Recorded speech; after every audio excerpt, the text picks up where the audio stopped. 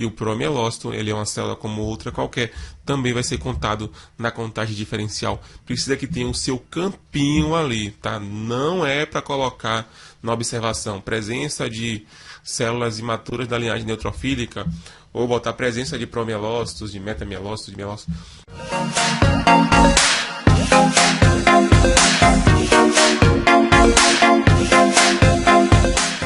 Olá, meus amigos, Bruce Wayne aqui com vocês mais uma vez. Pegou a referência? Bruce Wayne? Batman. Tiago Alcântara aqui com vocês mais uma vez para a gente responder as células do desafio. A primeira célula que nós postamos foi esta célula aqui que vocês estão vendo. Uma célula bem bonita, que está em destaque aqui com algumas hemácias à sua volta. E ela está bem característica, bem interessante. Muito fácil, né? Praticamente todo mundo acertou também. Muito tranquilamente aí você consegue perceber que nós temos um neutrófilo com hipersegmentação. Vamos contar quantos lóbulos ele tem? Então aqui tem 1, 2, 3, 4, 5, 6, 7 lóbulos. Um neutrófilo com hipersegmentação muito característico. Quando a gente pensa em hipersegmentação, a primeira coisa que vem na cabeça é uma anemia megaloblástica. Porém, não é exclusividade. A gente pode ter também, por exemplo, em um paciente com síndrome mielodisplásica, pode acontecer. Já tive pacientes pós-quimioterapia também com a presença de hipersegmentação dos neutrófilos. Então, claro que a primeira coisa que a gente pensa quando pensa em hipersegmentação, a gente pensa na anemia megaloblástica. A resposta que veio foi a resposta de Maurício Ferreiras. Neutrófilo hipersegmentado. Isso aí, Maurício, um neutrófilo com hipersegmentação, muito característico. Essa informação precisa ir para o laudo, tá bom? Principalmente quando ele estiver associado ali com a macrocitose.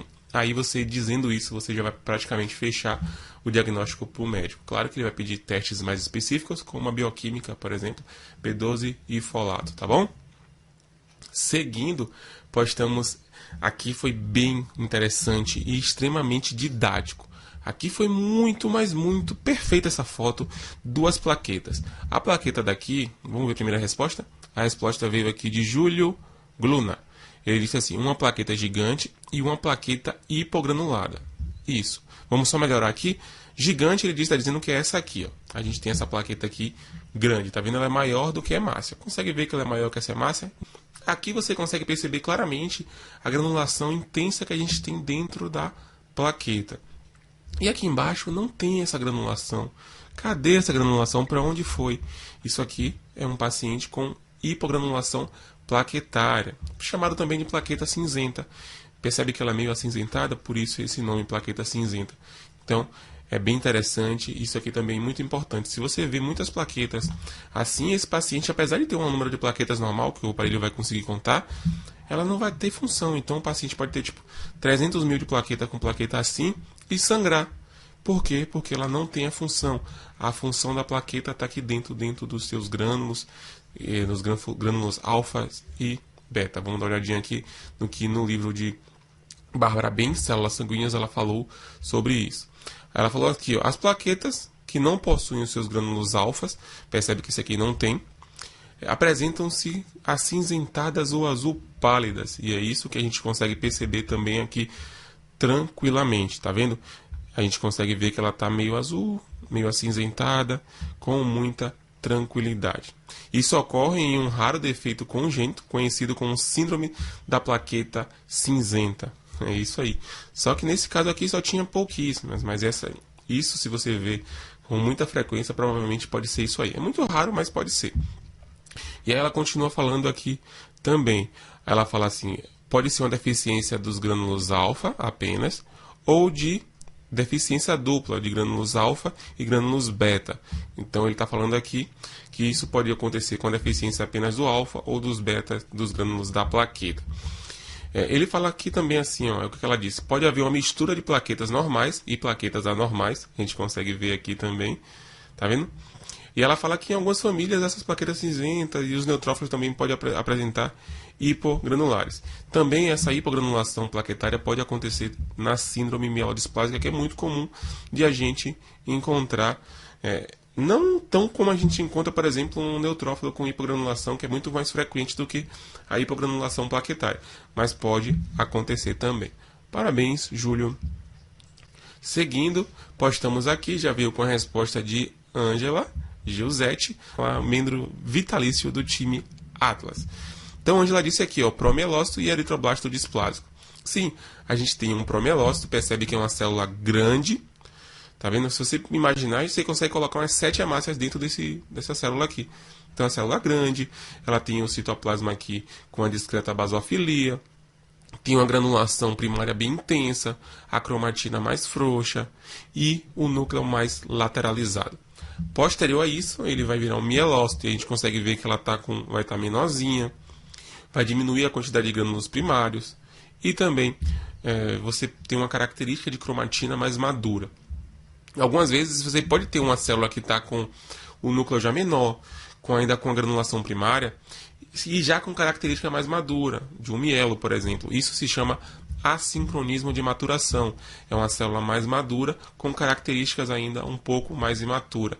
Então, você vai perceber que existe ali uma característica de uma com a outra, e isso se chama assincronismo de maturação. Aqui você tem o eritroblasto, e esse eritroblasto ele é displásico, ele está com o núcleo aqui, ó, se dividindo em sangue periférico, e isso é sinal de displasia, importante que vá para o laudo também. E o promielócito, ele é uma célula como outra qualquer, também vai ser contado na contagem diferencial. Precisa que tenha o seu campinho ali, tá? Não é para colocar na observação presença de células imaturas da linhagem neutrofílica, ou botar presença de promielócitos, de metamielócitos, de mielócitos. Vamos lá. Tanto o blasto quanto o promielócito, mielócito, meta, bastão, linfócito reativo, essas células precisam ter um campo para você contar no laudo. Então você não vai colocar elas na observação. Agora, Tiago, se eu não tenho isso no meu laudo, a primeira coisa que você vai fazer é abrir um chamado para a sua TI. Não sei se existe chamado onde você trabalha, mas lá onde eu trabalho eu não consigo fazer as coisas sem abrir um chamado. Para Maico, né, Maico? Então a gente abre um chamado para ele fazer essa alteração. Então a gente abre o chamado e ele faz. Se o seu for assim, você também faz isso. Se não, liga lá para ele, preciso que você coloque isso aqui no laudo, ou para a empresa que te fornece esse sistema, eu preciso que tenha esse espaço. Mas se não tiver jeito, você vai fazer o seguinte, você vai ter que arrumar uma forma de colocar a porcentagem de cada célula que você encontrou da esquerda ali, ou do linfócito reativo na observação. Tá bom? Nada de colocar presença de células imaturas, presença de algumas células jovens, nada disso, tem que contar, tá bom? Seguindo, a gente postou esse campo aqui bem interessante também. Vamos logo aqui para a resposta. Alessandra Suelen.j colocou rolô e plasmócitos. E tem nucleolos, então não sei definir melhor. Já ouvi falar em plasmoblasto, mas não sei a que ponto é correto. Então a gente consegue ver aqui que a gente tem um fenômeno rolô, as hemácias empilhadinhas feito moedas. Quando pega as moedinhas e empilham assim. E nós temos duas células que vocês conseguem ver claramente que são plasmócitos. Núcleo com a cromatina mais condensada, o citoplasma com intensa basofilia, mas eles estão os dois com um núcleo ali. Então eles estão apresentando também uma característica de imaturidade. E é correto se falar também em plasmoblasto. Então a resposta de Alessandra aqui foi uma resposta muito boa. Ela percebeu que existe sim a presença de nucleolos aqui.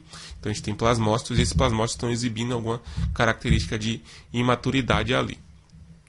E se você buscar um Atlas, Bárbara Ben, Márcio Melo, Raimundo, você consegue ver claramente esse termo. Seguindo, nós postamos esse campo aqui, que também tem uma alteração extremamente interessante. Para você estar com o olho bem treinadinho, você percebe que existe uma alteração aí. E vamos ver a resposta que J. Silva 366 trouxe. Ela disse assim, um eosinófilo hipogranular e uma macroplaqueta. Perfeito. Então a gente tem aí um eosinófilo, porém esse eosinófilo está com poucos grânulos. Pessoal, percebam que essa granulação é uma granulação grosseira e alaranjada. Os que você consegue ver de um eosinófilo. Porém, você tem pouquíssimos grânulos. E isso também é um sinal de displasia. Você precisa dizer no laudo. Da mesma forma que você fala que existe hipogranulação em neutrófilo, você vai dizer que existe também em eosinófilo. Então, você tem aqui hipogranulação no eosinófilo, os seus dois lóbulos aqui bonitinho, e aqui em cima tem uma macroplaqueta, como ela disse aqui perfeitamente. Beleza? Tem aqui também um eliptócitozinho aqui. Mas, claramente, em destaque, nós temos aí um eosinófilo hipogranular em um paciente com síndrome mielodisplásica. Além disso, ele tinha também a presença de blastos, tinha hipogranulação nos neutrófilos, também em basófilo, no mielócito, no meta. Então, ele pode ter hipogranulação em praticamente todos os granulócitos. Eu já consegui ver em promielo, em meta, em bastão, no segmentado, em eosinófilo, em basófilo. Então, aí você vem também associado com macroplaqueta, vem eritroblasto displásico, e umas lâminas extremamente interessantes. Seguindo aqui também, uma alteração, algumas pessoas falaram que isso aqui era um Pelger. Pessoal, lembra que o eosinófilo não é o perfil mais comum dele é ser bilobulado? Está assim, parecendo um óculosinho Ray-Ban. Essa é a característica mais comum do eosinófilo. Então ele está com seus dois lóbulos característicos. E nossa querida também N.J. Cicleide, também membro do time Atlas, membro vitalício, está lá com a gente. E escreveu rolô eritrocitário e um eosinófilo. Perfeito, já. Aqui nós temos o fenômeno rolô, bem definido, muito bonito. Que coloração, ficou linda e maravilhosa. Então você tem aí um eosinófilo com seus grânulos alaranjados, bilobulado, padrão, e o fenômeno rolô aí. Lembre, o fenômeno rolô, ele acontece devido a elevações de proteínas, e nesse caso aqui não era um mieloma múltiplo, por exemplo. Então a gente tem aí o fenômeno rolô, o excesso de proteína ali no plasma faz com que as hemácias elas se empilhem, eles cortam momentaneamente o nosso potencial, que chamamos de potencial zeta, ou zeta, depende da região do Brasil que você esteja. Por fim, essa resposta veio lá do grupo da Semana da Morfologia, que foi Kaique Oliveira que falou. Crioaglutinação, colocar no banho-maria de 30 a 1 hora. De 30 minutos a 1 hora. Sempre eu começo com 30 minutos. Tá? E quando não corrige nos 30, normalmente não corrige também em 1 hora. Então, você pega essa amostra. Isso aqui é um ambiente de um paciente com crioaglutininas. Já falamos sobre isso aqui várias vezes. Então, essa alteração ocorre quando a gente coleta o paciente. A amostra baixa a temperatura, entra em temperatura ambiente e as hemácias elas se aglutinam, ficam todas grudadinhas. Quando você passa essa amostra no aparelho, o aparelho dá um resultado muito louco. Ele dá hemoglobina normal, porque ele consegue dosar, porque ele lisa ali as hemácias, então ele consegue captar o elemento interno. A hemoglobina fica ok, só que hematócrito e plaquetas e hemácias não. Você tem uma diminuição muito grande aqui do número de hemácias do hematócrito. Consequentemente, você tem uma alteração de HCM, CHCM, às vezes até o VCM. Então, você fica com HCM tipo 50, 100, 200. Já peguei 300 HCM e CHCM. Então, você tem essas alterações.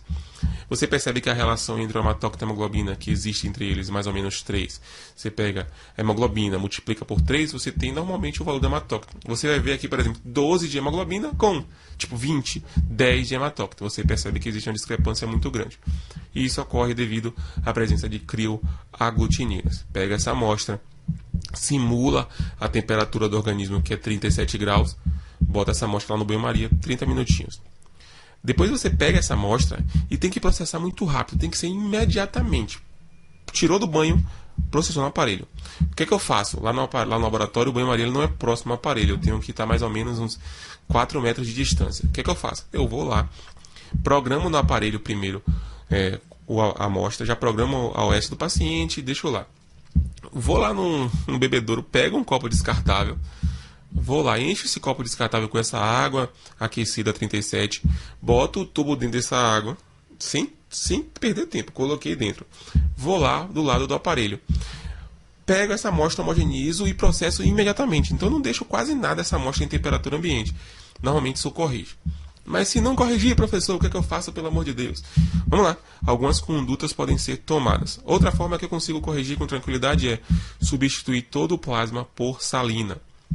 Então, eu pego essa amostra, tiro uma alíquota dela de mais ou menos 1 ml, em baixa rotação eu centrifugo ela, centrifugo em baixa rotação, separa todo o plasma do sangue, tirou todo o plasma, você bota a mesma quantidade de salina que você tirou de plasma, então você bota lá, pronto. Aí você pode pegar esse plasma, essa salina já aquecida e colocar e processar. Eu não gosto de fazer isso, que muitas vezes não funciona. Eu pego essa amostra que eu substituí o plasma por salina, coloco no banho-maria mais 30 minutos, faço aquele processo do copo de novo e homogenizo e processo. Praticamente todas as vezes que eu fiz isso, corrigiu. E aí o que, que vai acontecer? Todo o resultado que saiu do primeira amostra que você processou, você vai manter, você vai trocar apenas a série vermelha, beleza? Faça isso que você vai ter o resultado correto. Você vai perceber que a relação vai ficar boa, os índices hematimétricos ok também. Mas se isso não funcionar, aí vai ser preciso você fazer uma nova coleta. E aí você... o que eu já fiz lá? Precisei que o paciente fosse na nossa unidade hospitalar. Então ele foi lá no nosso hospital, onde tem um laboratório da gente. Foi lá. E aí a gente vai coletar da seguinte forma. Desliga o ar-condicionado da sala da coleta. Tubo, seringa, garrote, tudo que for usar no paciente vai precisar estar aquecido previamente. Você cria um banho-maria portátil com a caixinha de isopor pequena. Se não tiver um banho-maria portátil, né, um laboratório rico, lá é um grande laboratório, mas isso aí a gente não comprou porque a gente tem um paciente a cada mês, então não vale a pena. Funciona muito bem você ter a caixinha de isopor lá. Bota essa água aquecida, bota tudo lá dentro, então deixa tudo aquecido. Desliga o ar-condicionado, vai para o lado do paciente. Se tiver um secadorzinho também no braço do paciente será excelente. Mas se não for, já funciona também sem. Tudo aquecido lá, tubo, seringa, tudo que for usar no paciente. Então você vai lá, faz a coleta com todo esse material já aquecido, pega o tubo, imediatamente coloca dentro do banho-maria portátil, vai direto para o lado do aparelho e processa imediatamente. Isso aí é batata, corrige sempre, tá bom? Então é isso aí, pessoal. Espero que tenham gostado. E não esquece, como diz Larissa, segue o Atlas e até a próxima. Tchau!